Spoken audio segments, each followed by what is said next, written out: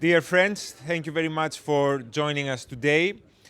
We've had a couple of very interesting days of debates, discussions, music, comedy, even reading Turkish coffee cups. But this evening, we're going to continue with our high-level sessions with the top candidates for the European Commission President job. And as you know, over the last few years, at least at the last European elections, all the major political families put forward a candidate for that very important position in the EU institutional makeup.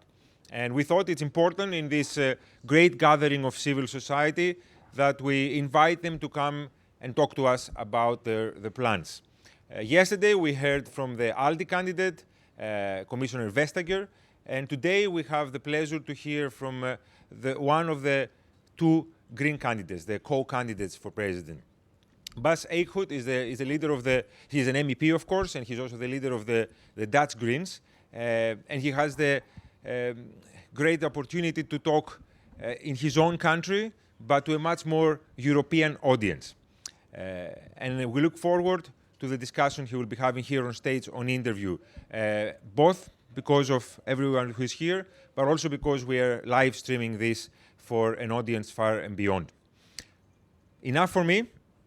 I will invite both Bas and Alexandra, who will be doing the interview today, to join me in the stage. Please give them a round of applause.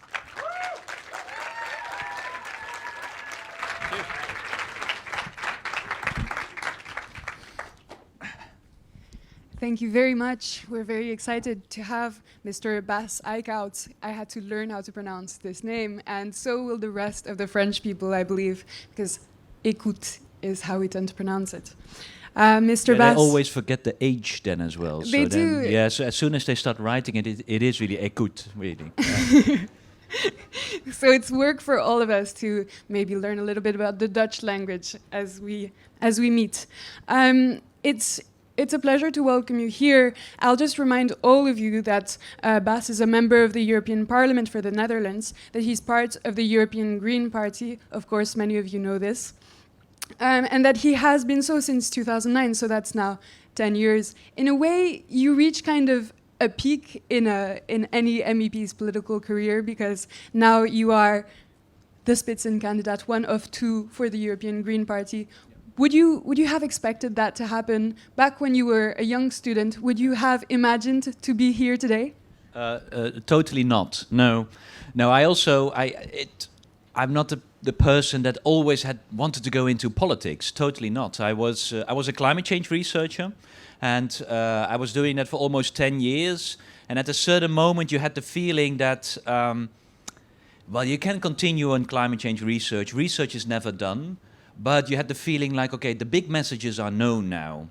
And the real problem lies at the political side of the story. It's not at the scientific side, but it's at the political end of it. That we know we need to change, we know what to change, but how to do it. So therefore I thought at a certain moment I need to take that step to the political side. For me then it was also obvious that I want to do that at the European level. So there's also sometimes people think, why European Parliament? But if you go into politics because of climate change action, it's logical to do that at the European level. It's sometimes difficult to explain to members of the national parliament because they think that the world centers around any national parliament. You have many national centers in the world, I think. But I really think that the real action happens at the European level. So I wanted to do that. So in 2009 that happened, and then suddenly I was politician. And sometimes I still feel like Alice in Wonderland. But yeah, I'm now 10 years a politician, so I'm even a very old, experienced one now. Yeah, that's absolutely incredible. I thought you were saying, yes, absolutely old, yeah. But Spitzenkandidat is something special. It's a little bit beyond being an old and experienced politician. When you apprehend that role, how do you feel about, the weight of responsibility of potentially being the president of the Commission? Yeah.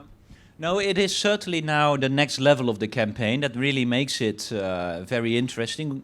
I am now touring throughout Europe. What is really good is that the green issues are now really high on the political agenda. That has not always been the case. But now you really feel that in every country, people are taking the streets, they are asking for climate action, and that you see, of course, also reflected in that Greens all over Europe are standing up. And it is very special that then you can be a kind of a European voice to all these national Green parties. So they invite you, and it's really motivating to see that there is really a European Green movement there. And I think it's great to be a spokesperson of that. So I feel very privileged to do that. And apparently people also get motivated if I visit them, so that's even better. But for me, it's also really good to see all the different countries. And I think I was already pretty European-minded, but even this campaign makes me more European-minded because the countries are different, but the issues are the same and the wishes are the same. And that is great to see that we are united on the issues that we need to tackle. And I think in that sense, it is nice to try to make this a European campaign. Of course, we also know that it's not a full-fledged European campaign yet. In the end, national issues will dominate as well. But I do feel that more and more it is getting a European campaign. And I think that's also what it should be when you are electing a European Parliament. I'm really glad that you brought up this fact of, green questions being at the forefront of everyone's political consciousness these days. And I think that, interestingly, that makes the situation quite complicated for being a part of the European Green Party. Perhaps complicated. Yeah, perhaps complicated because isn't everyone green today? And what does it mean to be the European Green Party? And how do you place yourself? Can you give us a little bit more? Do you still stand out in this political scene? I think probably there's a lot of politicians that think that talking about climate change makes them a green politician. I would say they passed the first step.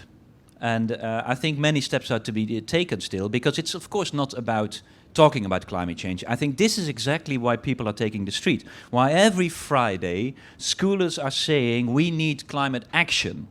And I think what we have seen now is that there's a lot of political groups now talking about green issues, talking about how important climate change is, and I do feel it. I've done now a couple of debates, and every time the other parties start, climate change is crucial. It's like, okay, great, that's really great. Yeah.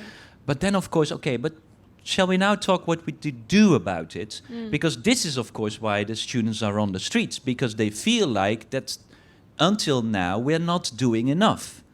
And every policy that we achieved at the European level, it's insufficient to really prevent climate change. And this is, of course, why we need policies in place and we need to do more. And there, until now, it has always shown that it's the green politicians that are then badly needed in order to make the other politicians also act and not only talk.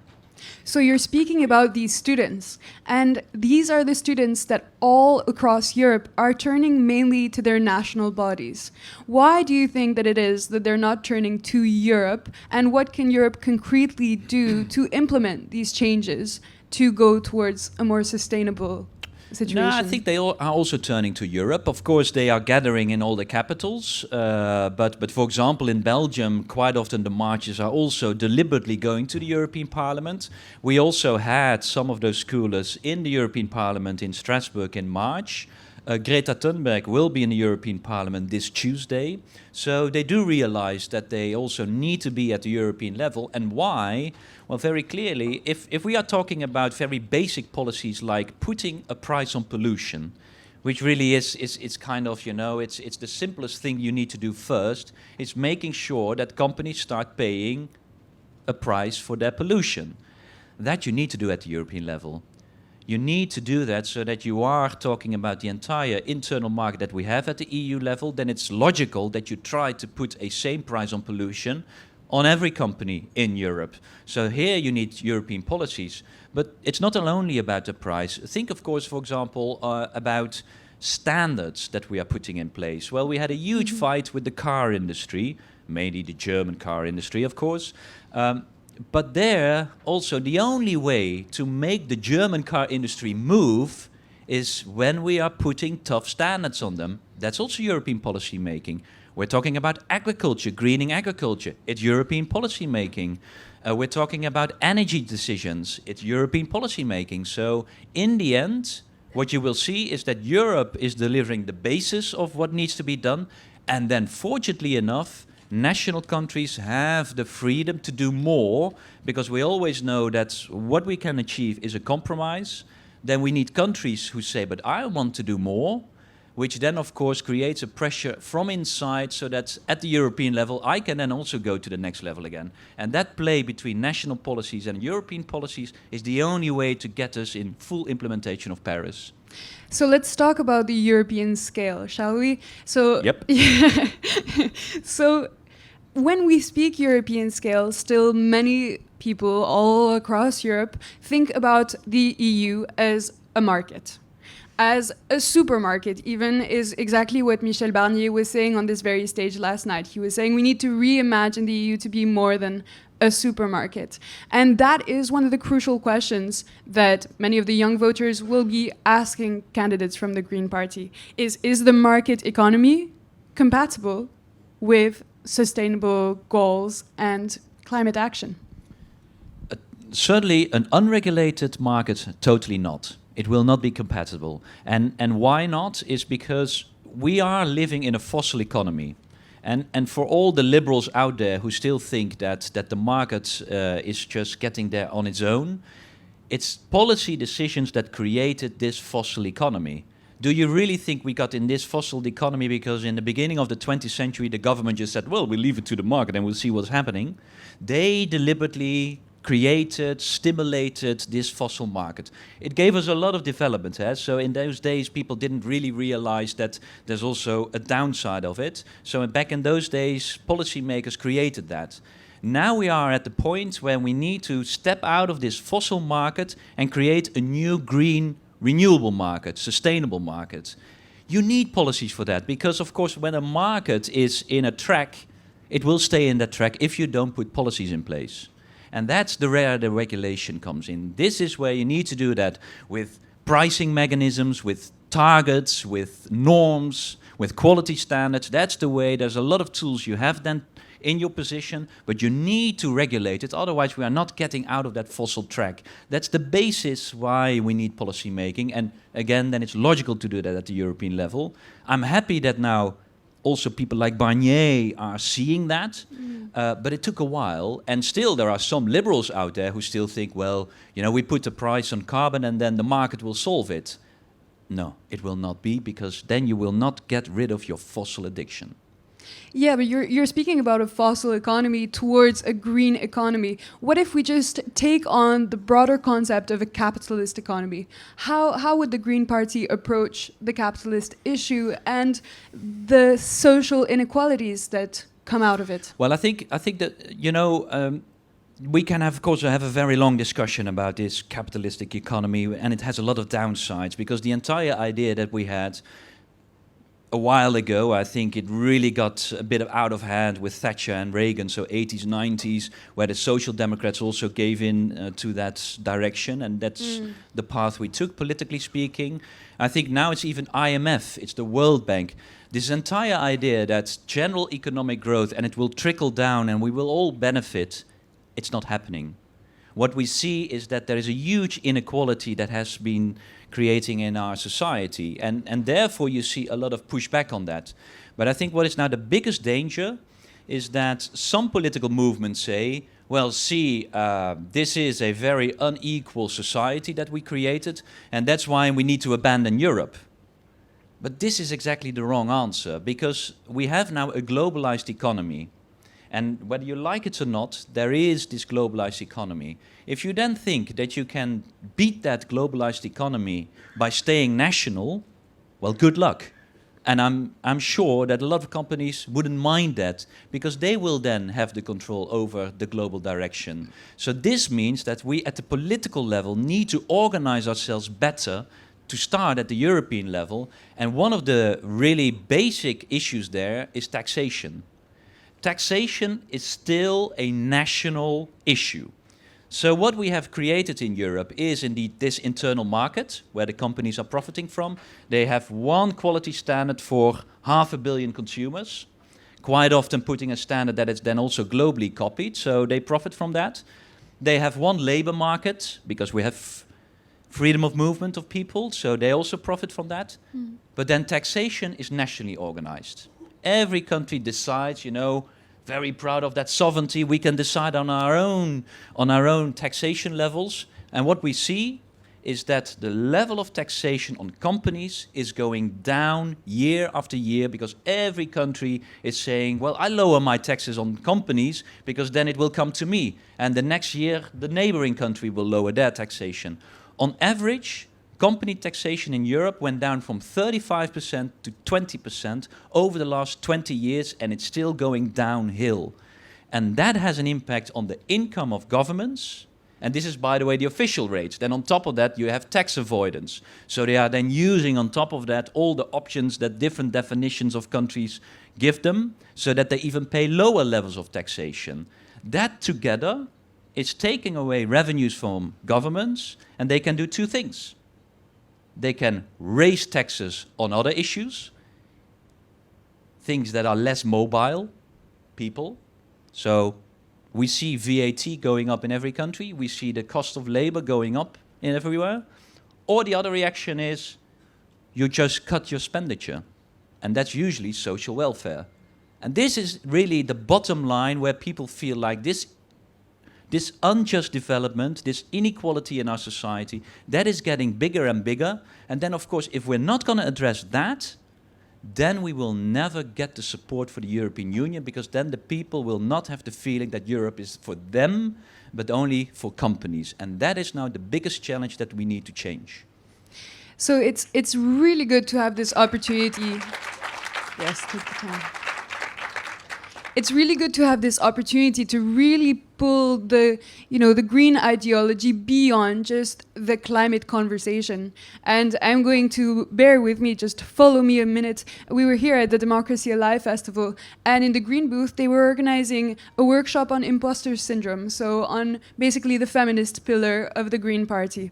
And we know that the other Spitzenkandidat is a woman, and sorry if I get this wrong, it's Ska Keller from Germany. Yeah.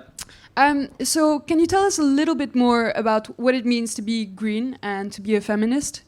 And maybe about your relationship with the other Spitzenkandidaten? Yeah, no, I mean, when you are talking about an equal society, then of course one of the other big problems we see is the inequality still between men and women. If you just look at the wages, the inequality there, it's just, this should not be there in the 21st century anymore. So we still have a very unequal society, and that's also why we as Greens deliberately always say, when we are doing any leading position, we always make sure that it will be gender balanced, because that is also so important, also to show to our society that we need to change that, because it is still a male society, a male-dominated society. And this, by the way, also leads to quite a lot of these CEO decisions at the top level, where you have the male boardroom, it's usually old grey men. I'm not always sure that they are the best people to take the decisions for the future. So here you see one of those issues, and that's why we are deliberately deciding on that, to always have two lead candidates. And my relation with Ska, that's great. And we are now even benefiting from it, because now when we are touring Europe, we can do that too. So we can be at different countries at the same time. So this week, when I was in Slovenia, Ska was in France, and this is how we do it. So it's even convenient. But don't tell the others. Let the men run the show by their own. We just do double work. So walk us through that. What does that mean concretely to have two Spitzenkandidaten? Let's hypothesize. If the Green Party gets the majority, then what will happen? Who will be presented for commissioner? Oh, I always say let's cross that bridge when we get there. But maybe I really want to say something, and that is that it is about time that the European Commission now will finally get a female president, because that has not happened yet.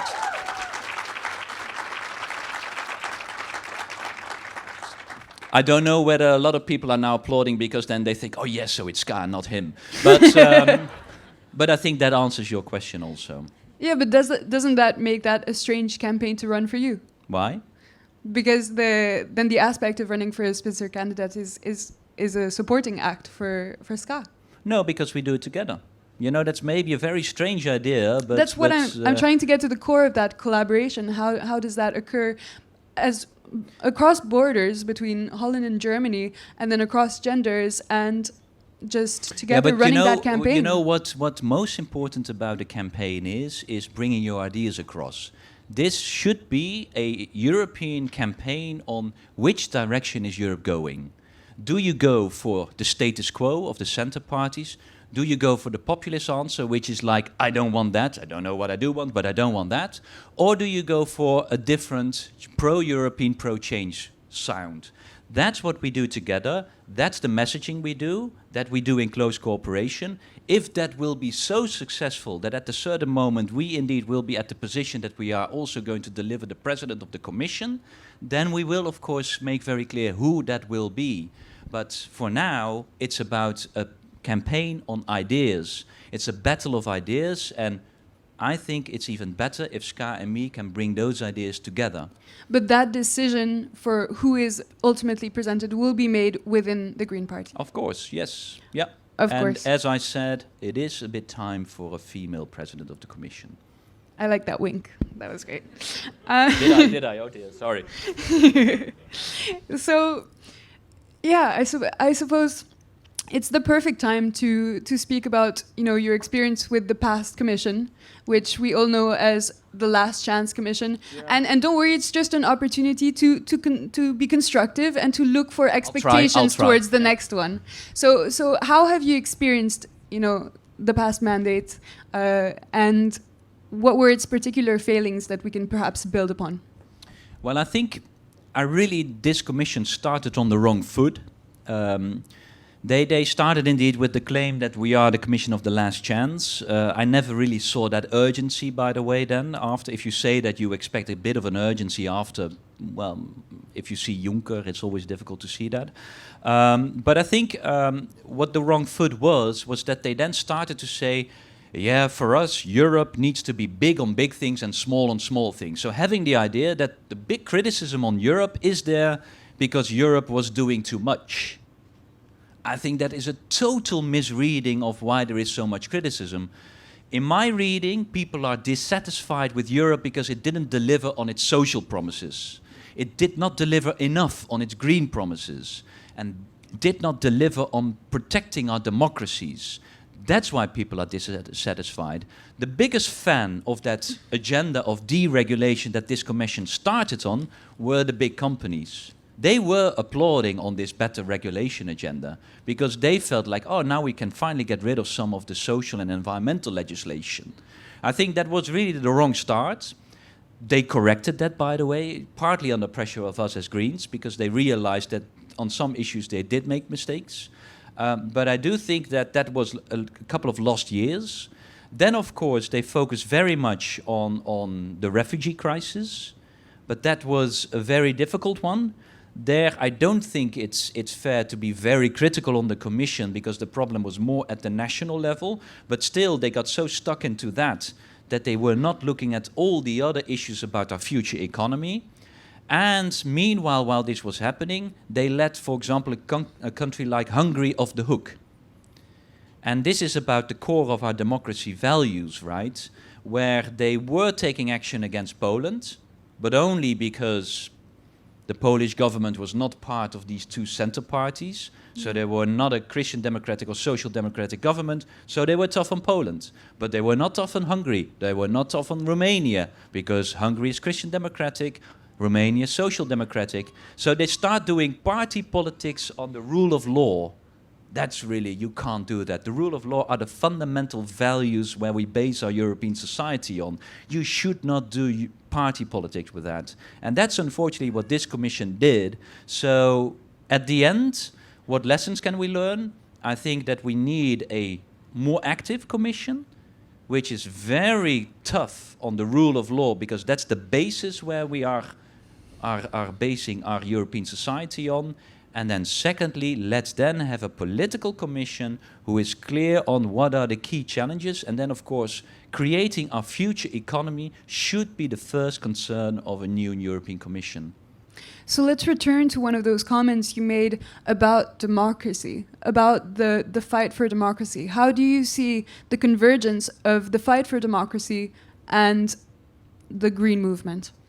I think what you see is that fight is in the end the same. It's the fight against the dominance of these central parties who are kind of giving you a status quo. And in many of these Central European countries, you feel like it's a lot of corruption going on, and it's maybe a bit more left-wing corruption or right-wing corruption, but in the end, it's the same corruption.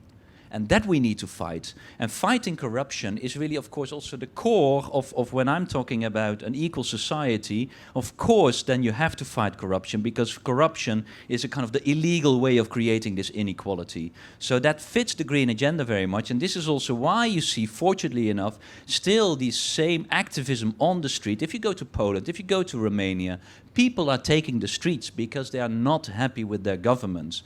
But it's not that they are saying, oh, please, now I want to get rid of this right or left-wing government and then being replaced by the same corruption with another political color. They really want difference. They want a different change. They want to change their society. And I think that is exactly what we as Greens also are fighting for. So what you see is that the Green fight in a lot of those countries is having a slight different image, but the fight is the same. It's the fight for equality, for a new society, a progressive society that is future-oriented and leaving a bit the old habits of politics. So let's speak about that new society. And the issue with that, new progressive society is that it may, for certain candidates, have outside borders. And so let's just quickly return on the issue of, refugees and migrants and exiles. How do you place the Green Party with relation to those current issues? I think that we will always be fighting that we are there to help refugees. And to be very honest, I know that a lot of politicians are afraid of saying that, but if you look at the public support in Europe, in every country, there's a massive support for helping refugees. So what we need to do is making sure that how to help them, we do that in a much more organized and equal way within Europe. That means just changing some of the rules we have in place right now, which are totally stupid, where we are saying where the refugees are coming in, then those countries need to look after them and see whether they are real refugees or not. So that's one part of the issue. The other point is about migration. And the only way to fight illegal migration is to create legal routes of migration. You can try to fight illegal migration till the end, but it will always be there, so then it's better to start regulating it instead of pretending that it's not there. A lot of politicians are sticking their head in the sand, and there will be migration, so it's about time that Europe starts regulating it so that we can have legal routes, and that's the best way to fight illegal migration. And that's the two things you need to do. What do you mean by those legal routes? Can you give us a tangible example of what that might look like? That means that you know that people also for economic reasons want to come to Europe, and that means that you can better then also legalize that so that you have formal possibilities, so that you can also know where they are, they have the opportunities, you can also base your policies on that so that they have integration into the European society, and that you regulate that instead of saying no, we put a border here, we don't allow them, knowing that they will come into, where they will go into illegality, and that is creating much more uncertainty and anger in the society than if you start regulating it, and that's what I mean. And that's the other side of the coin of the refugees, right? The refugees is that you as a European Union have promised already for decades now that a real refugee also deserves a place to be supported. If they are fleeing, for example, if you are a gay in Rwanda, then you need to be helped also in Europe, and you have to have a safe harbor. Those are the two things that need to be regulated. We can do that. It's not rocket science. The point is that politicians are so afraid of addressing these issues that they turn away from it. And that is creating this unclarity. And then on top of that, you have populists who try to deal with them in one, right? They don't distinguish between refugees, migration. It's all foreigners. Well, if that's the direction of our political speech, then of course you are creating unclarity, and that's creating then also fear. And fear is usually your worst advisor. Speaking of fearlessness, we're very soon going to turn to you, the audience, for an opportunity to ask a question to Mr. Bas Eickhout. But first, we're going to take very special questions because a workshop was held in this very room earlier today on the deliberative process and ways of asking constructive questions. And 2 questions by Anita and Francesca were chosen to be the best question to be asked to Mr. Bas Eickhout. Where can I find Anita and Francesca to ask their question? Hi. I don't know where the microphone can be found. It should come to you. There is one. Yep.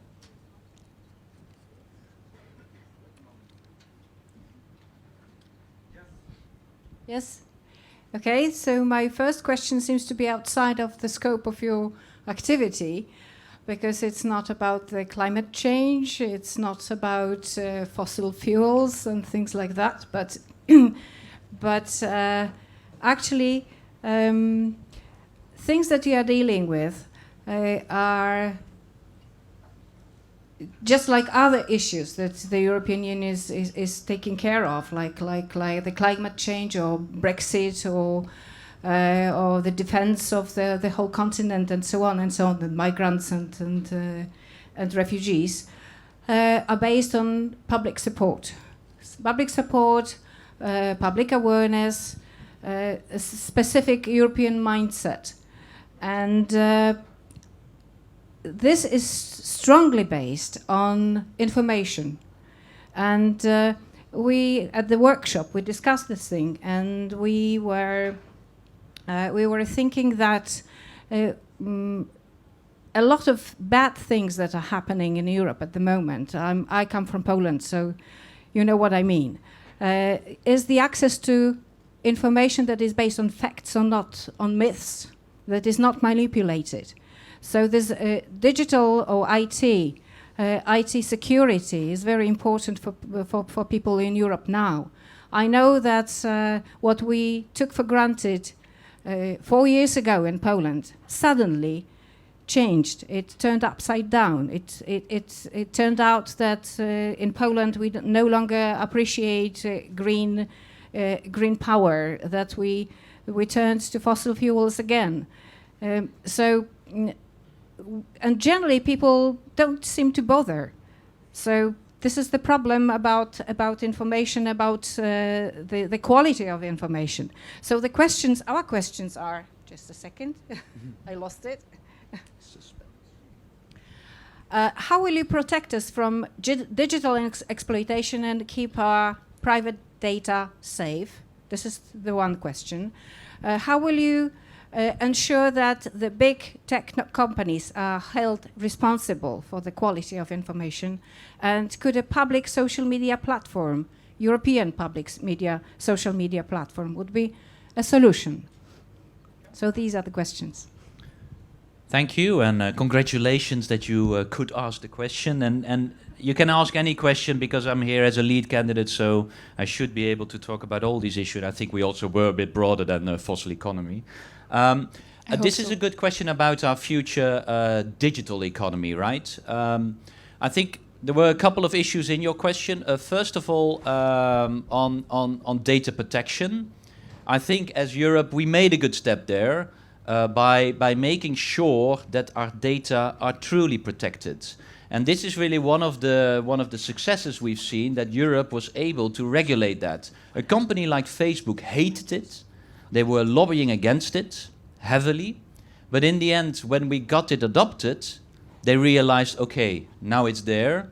Now probably it's then better to just join it. And from that moment on, they were saying, yeah, the European data protection should be done globally. The only reason is because they knew I have to now do it at the European level, then let's make the same rules globally wide because that's easier for us.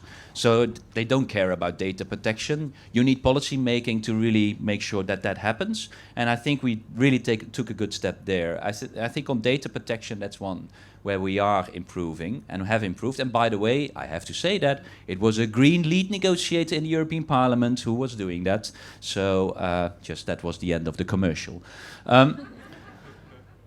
Secondly, and this is about how to regulate the quality of social media.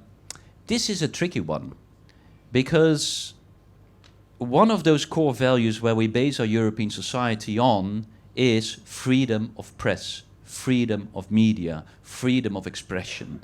And if I say those are our fundamental values which should not be politicized, that also goes in the other direction. That means there will be people telling lies. Telling lies is not forbidden. It is allowed. But what you hope is that people, of course, correct each other, and that they know, hey, if you're telling that lie, then someone else is stepping up, you're telling a lie. This is, in the end, also for ourselves getting used to social media. I think what is most important, what we need to regulate, is transparency on who is funding what. Where does it come from? Because now, too often, we have no idea where the messaging comes from. And quite often, there is a political meaning, there's a political force behind it that wants to achieve something by telling those lies. Once we know that, once we have that transparency in place, people will be educated to understand that how they should judge it, how they should base it. There is an interesting research in the United States where you also have a lot of social media, certainly with a certain president even being very active on it. And in that research it was shown that the younger generation was much better capable of understanding what was fake and what was not. So that also gives a feeling that this is also something we need to get used to. Our society is changing so quickly that we also need to... You're nodding, but I'm positive there. I do think we can. Because if I can turn to Poland there, you're saying that people are not interested, for example, in green policies anymore. I think that's changing again. We now see for the first time when we had local elections in October, we see now green members of the local council being elected on air quality.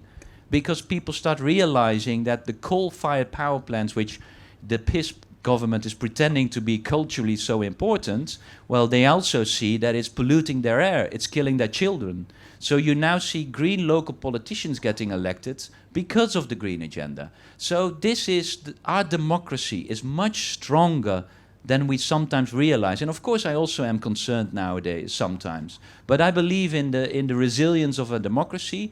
But the most important one is creating transparency on all the funding so that we know where it comes from, who is providing that, who is funding that. And this is also why we are fighting for transparency rules on financing of political parties, for example. Because we know also in the European Parliament there are quite some political parties that are getting Russian money. So that needs to be exposed, that people will know that. Then they can still vote for them. I'm not going to forbid parties on that. But as long as people know that, I have trust in the resilience of a democracy. I kind of want to build upon that. You have trust in the resilience of democracy, but certainly what that points out is also the pace of democracy, which is perhaps a little bit slow. And as you can remove the little bit, I think. All right, let's just go all the way. Faced with the current climate emergency that we're faced with, and with the radical ideals that the Green Party might be working with, how do you make it happen? Faced with the challenge of democracy, to implement all of those, reforms that need to take place? I think this is the biggest challenge, and that's of course if you are putting a claim of change on the agenda. Politically, it's always much easier not to change things, because if you don't change anything, business as usual will happen. So this is always the nasty part of being a progressive politician, because you want to change something. You need to build a majority to change something, which is much more difficult than just saying, I'm okay, let it happen. So this is the challenge. But I think what we always try to do in our policy making is finding changes in policy that are kind of really changing the longer term debate, where okay, this is not the exact level of what we want to achieve, but it is changing decision making. I give you an example, which I think is one of the best ones, is on cars. I love the cars, especially regulating the cars, because for years we had to fight against the car industry. They didn't want any tough CO2 standards because they just want to keep on selling their pretty old-fashioned combustion engine technology, diesel. This is where the Europeans, by the way, also because of decisions of governments, we went into diesel, we stimulated diesel. Again, there was a governmental decision behind to stimulate that technology. We did it always. I think now it's time to take it to the next level. But we stimulated that. So we are, as a European industry, car industry, good in diesel.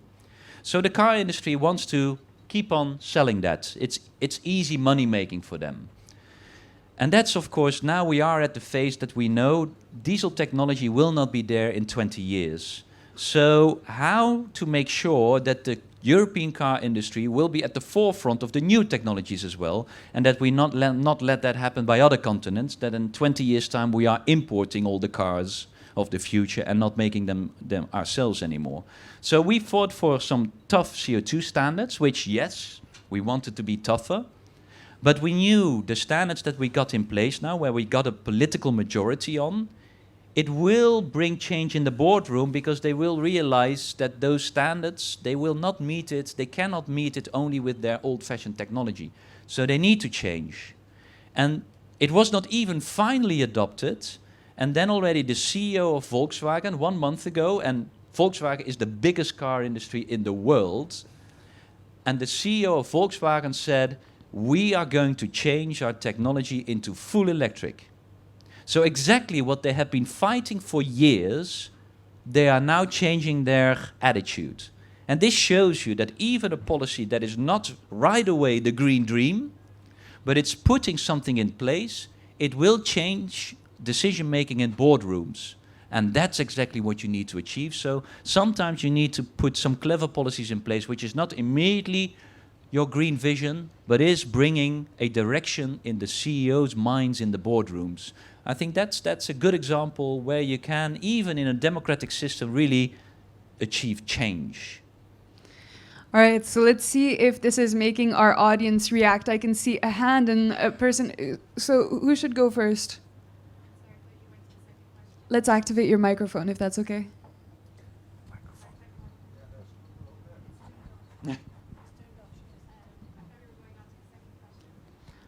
Try this one. Well, let's first have. Shall we first have the reaction, or yeah? Shall we first have the reaction and then we can move on to the second question? Does that work for you? And just a reminder, we only have 12 minutes left approximately, so short questions for short answers. Oh, sorry. I'll try. Good afternoon. Thank you for your intervention. To be honest with you, I'm quite impressed by your solutions and yeah, happily endorsing some of them.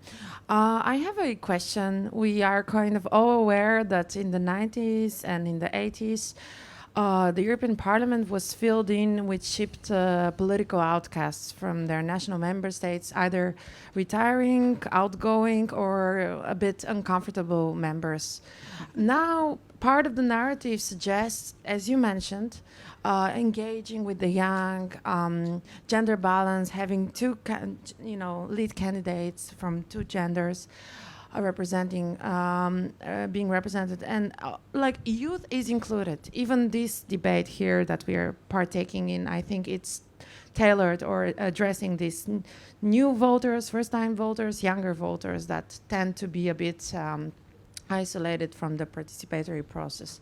However, I'm still feeling there is this notion, or there is this kind of a youth child section seat where we can, wave our flags and we can be motivated in this kind of informal or sometimes formal debates, and there are different formats for us to participate. But I haven't really heard from any tangible tool or mechanism to really empower or give the chance, and it could be even with a hardcore measure, which I personally don't endorse, but the quota principle, or is there any real motivation to break this glass ceiling for younger generations at large? I'm kind of old millennial, but still millennial. And not only that generation, there's generations after the millennials, but to really give us space where we can voice our concerns and where we can actually represent our generations and not being just given some other tools and some kind of dust in our eyes that we are represented, but yet we are not. Because members under 40, as we know, it's a very small margin of the members of the European Parliament and so on and so forth. So you can give an example from your party experience or political family, but also at large, if there's any real solutions that are really addressing our needs. And I also represent a younger movement and a younger party. I saw. Yeah. No, partly it's a difficult question because there is, of course, and I think that's a cultural issue that in a lot of countries, it's also a bit like you need to be 20, 30 years in the system and then politically you can get at a certain position, which I think is a very weird mechanism. And this is where indeed you see in quite some countries, the older the better. I think that is a cultural thing. I think, for example, in a country like the Netherlands, that's already far less. So it's a different culture. I sometimes even would say for the Dutch, we should start re-appreciating the older more than we're doing. Because if you're looking at the leaders of the national parties in the Dutch parliament, now the big majority is between 30 and 40. So we have a huge turnover of politicians, and sometimes I feel we are turning them over too quickly, because sometimes experience also helps, you know. I say this, of course, because I'm getting old and have 10 years of experience, and I'm just afraid to lose my job. No, seriously, I think this is partly a cultural thing, but I also think that it is now changing more and more, and certainly at the European level. And I can now only talk about as a Green politician, because I cannot talk for the other political parties. And I see that many of the other, especially the center parties, they have an issue here. They have an issue of motivating young voters, young people to become member of their parties. You know, they have a bit of an aging problem. Christian Democrats and Social Democrats, you see that also in the electorate, that they are really still having a lot of the older voters, but having difficulties in attracting younger voters. So, but I am also not in favor, not at the political level at least, to start working with quota, because in the end, it's about democratic elections, and people should have a mandate of their electorate, and anyone who gets that electorate mandate should be eligible to be a politician. That's how a democracy works. You cannot exclude people from that process, because that's what you then in the end are doing. But I think what is important for a political party is that you start fighting for issues that younger voters are also more concerned about. And I think this is one of the explanations why Greens are doing so well. We see that really in all the analysis we do, young voters are in a big margin voting Greens. And the impact is that then also green or new people start being interested in it, and then you see them also becoming part of being the politicians. If you now look at the list coming up to the European Parliament of the Greens, and I see it from the Dutch, but I see it in the Germans, the average age is more or less 35 there. So I would say it's really a lot of new young politicians are coming, and I'm happy that the old day where indeed the campaign in Germany was send your granddad to Brussels is now more and more changing with a new generation that is skipping the national level of politicians and going to the European level because they feel their issues are being handled there. Just like I did that 10 years ago, and then I was 32, so then I still may have called me young then. So that was the reason why I also went into European politics. I feel that in a Green Party, there is no ceiling, there is no glass ceiling. It can be done. There's a lot of young politicians out there. I see the problem with other ones, but to be very honest here, I'm then very politically lazy. It's their problem, not mine. Shall we move on to the other question that won the workshop? Thank you. Well, this is probably getting us back to the discussion before. And you've covered a lot of it already. So the question is how? What will you do? So given that environmental taxation has gone down, fossil fuel subsidies have gone up, and we know that this is due to lobbying. The number of climate refugees will increase. Air pollution is killing 400,000 people annually in the EU. How do you propose to make European citizens live sustainably, healthily, and within planetary boundaries? The next question will be on world peace, I guess, right? No, I think, well, this is a bit the core of the program that we're trying to do. And how do we do that? I think what is very important is that I think we as Greens also more and more realize that only talking about environmental issues is in the end not mobilizing everyone. There will be people mobilized by that, but of course most of the people are concerned about their future. Do I have a future job? Do I know for sure that I can also retire and still have a pension? Will my children have good education? That's what people are concerned about. And this is really exactly what you need to put in place in your policy making. Your green policies put that in a broader perspective, not only environmental protection, but also talking about future jobs, but also talking about geopolitical issues. For example, I was in Lithuania beginning of this week, where they are so much concerned about the Russian influence on their society.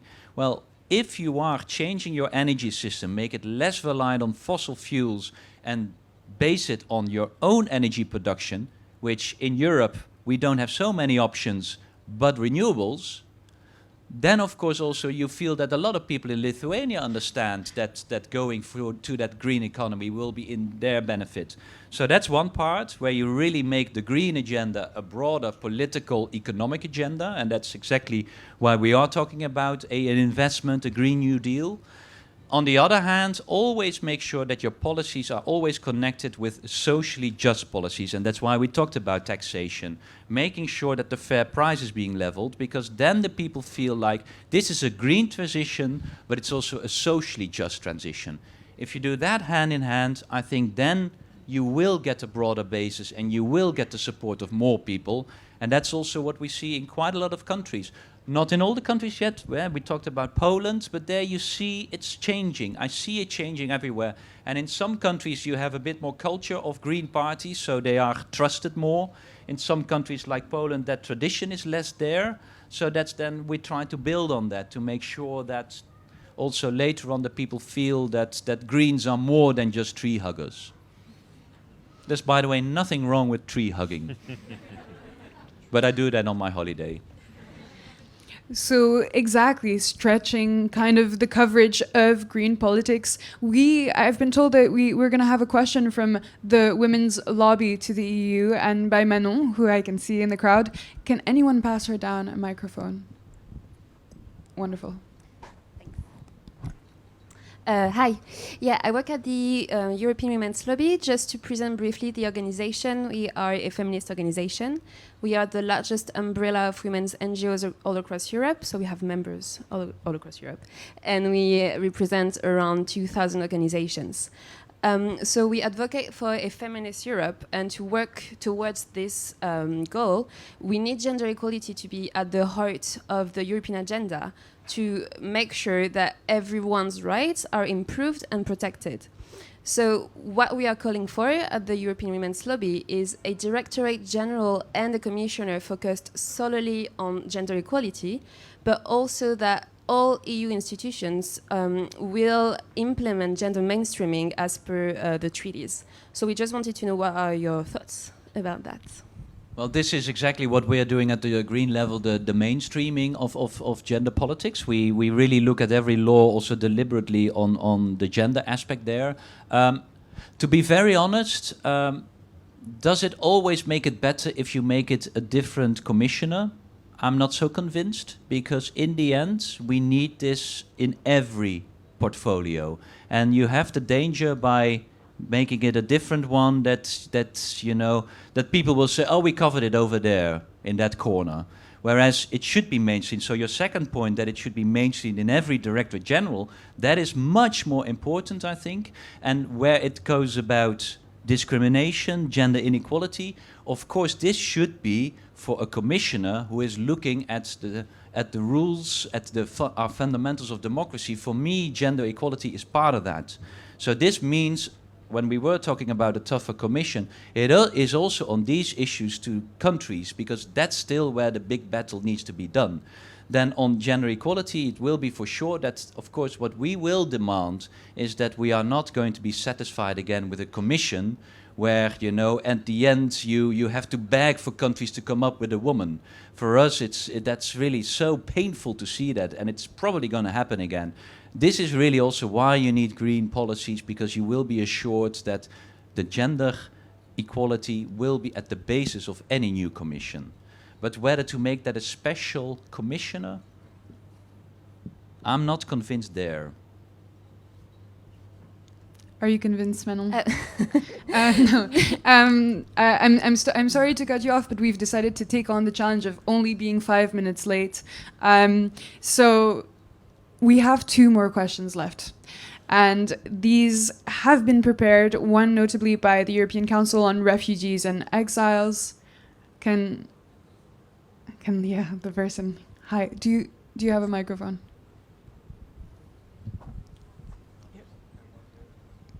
Hi, my Hello. name is Hala Akari, Hala. Syrian, live in Sweden for 6 years, and I'm also part of ECRE, European Council for Refugees and Exiles. My question is that how do you see the cooperation with refugee-led organizations in Europe and to have a place on the policy-making table and decisions when it comes to refugees?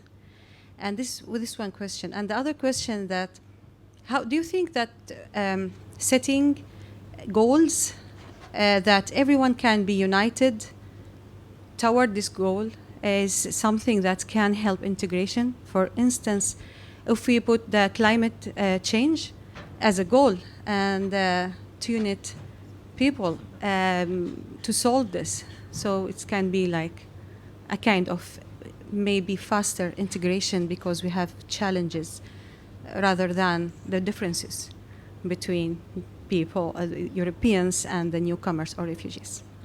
Thank you. No, I think we touched upon it already a bit, right? But it's really, as I said, I really think that in Europe there's still a huge support for giving shelter to refugees. I think one of the biggest problems is that we don't have European solidarity in place how to deal with that. Now we see the countries where the refugees come in the first day, they are dealing with that. Then we got very crazy solutions like the Turkey deal, where we said, okay, we send them all back, which is not even allowed. So that's why they are now stuck in these refugee camps in Greece. And then if they come back to Turkey, you don't know how then we are, in the end, can judge every refugee on an individual basis, because that's the core. Every refugee has the right to be judged individually. That's the core of what we have promised and what we always should adhere to. And I think there the cooperation starts from, because I think that is too often now forgotten by people. They feel like once you have been portraying that the refugees are a problem, then of course the only thing you start to do is trying to keep the numbers down and take them out. Then you are creating that fortress of Europe, which I don't think a lot of people desire. And I think this is important, that that message comes across, and that's where the cooperation starts. And there we can do that, because I think still the big majority of society wants to help and wants to create that equality and wants to also work on that integration. I think the biggest challenge we need to have now is that too many politicians in power are now profiting from not providing solutions. Because by not providing a solution, they can stir up the fear, and that fear is making them popular. And that's unfortunately what we see now in a couple of the governments right within the heart of Europe, which makes it difficult to get to solutions, because to them a solution would take away their electoral magnet power. And that's the problem we're having. And I think this is about also when we are campaigning, it is the moment to make these things clear to the voters, that the people they vote, they don't want solutions because they profit from non-solutions. And I think that's the political battle we need to do together. Thank you for being with us for so long, Bas Eickhout. I think it's just one last question, and I can see it. It's in the corner. I can see it. Yes, great. All right. So just that one last question. Just remember, short questions, short answer, and then we'll be Sorry. No, you're doing good. You're doing relatively good. I You're must too say. you're too kind. You're too kind. I must say. My name is Diang Zhang. My origin is come from China. A new immigration to France. I had been go everywhere, especially in France and Germany. I talking with lots of refugees and immigrants. I find, I think about there are lots of topics in the European Union, Parliament and the European Council and lots of conferences discuss about the refugee crisis. I think it's not about refugee crisis. It's about like the identity crisis. You know, we immigration, we don't know who and I, where we need to go. Lots of people, they fall in it, not only refugee. Lots of people fall in it. We don't know who and I. So it's a crisis of like the identity. Inside the refugee, they have lots of people with a high competency. There are lots of Einstein, lots of Hannah Arendt. How to spell Hannah Arendt? There are lots of people full of intelligence, and they have tenants inside the refugees. So you have no solution for integration. How to integration these refugees and the foreign? It's very difficult. I used to be a scientist in my country. I even go everywhere. I talk with every people. I discuss every topic about climate change, about the economy, the digital transformation, everything. I find it's very, very difficult, not only for all the refugees. So, where is the future? You know, for about the, you know, inside the Europe, you have lots of people, immigration from the different countries, lots of refugees. They need to integrate it in the Europe. It's a very important topic for the Europe future.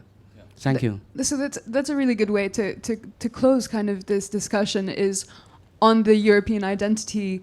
Does it exist? How do we build it? And how do we integrate others into it? And that's our very last question. To be very honest, I always get a bit nervous about the idea of should there be a European identity? I think there are a lot of things that is uniting us, but in the end, we are people, and really wherever you go, the people want the same. They want to have a family, they want to have a home, they want to have security, they want to have a future, and we all are the same there, everyone, inside and outside Europe. I think what is going wrong sometimes is that we are treating people in groups, in anonymous groups, instead of talking about the individuals, and that's exactly what you said, because the moment we start talking about the individuals, people will become also much more tolerant. You always hear that, of course, people say, yeah, I don't want them, yeah, my neighbor, but he's okay, but I don't want them. It's always, as soon as it's about the individuals, people are totally different than when we're talking about the groups. And I think the other point is, why are we in Europe so nervous about it, is if you are insecure about your own future, it is difficult to be open to others. And I think this is also why in our policies we have to give also our kind of every European a prospect to have trust in the future again.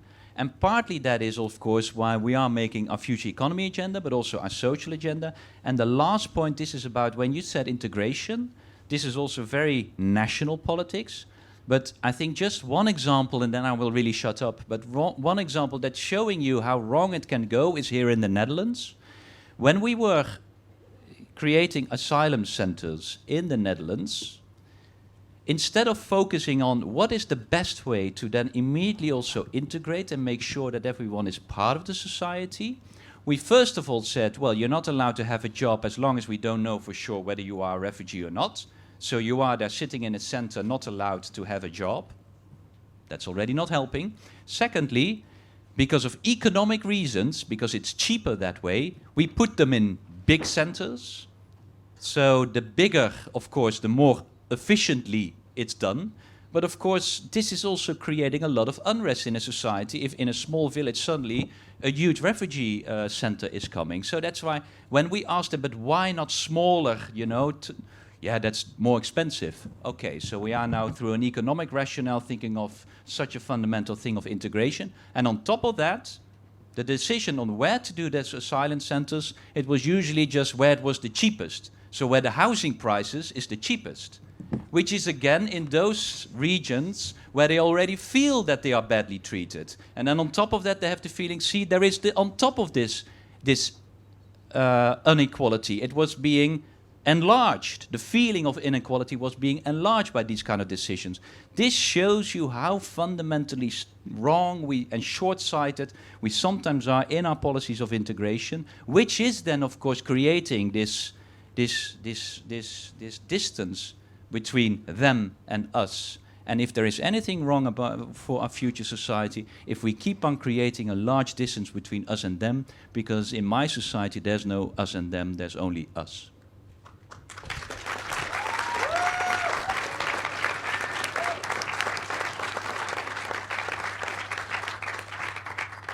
And these are the final words closing this discussion. Thank you, Bas Eickhout, for having taken the time to be with us tonight.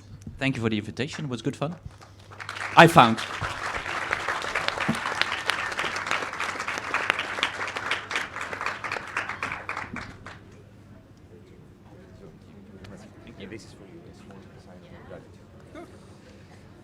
Thank you all for joining us. As you can see from the big screen, we have a rap battle coming up at 8:30, and we also have a stand-up comedy show at 8 o'clock. So after a busy day, we can all relax a little bit, play some music, and have some comedy. Thank you.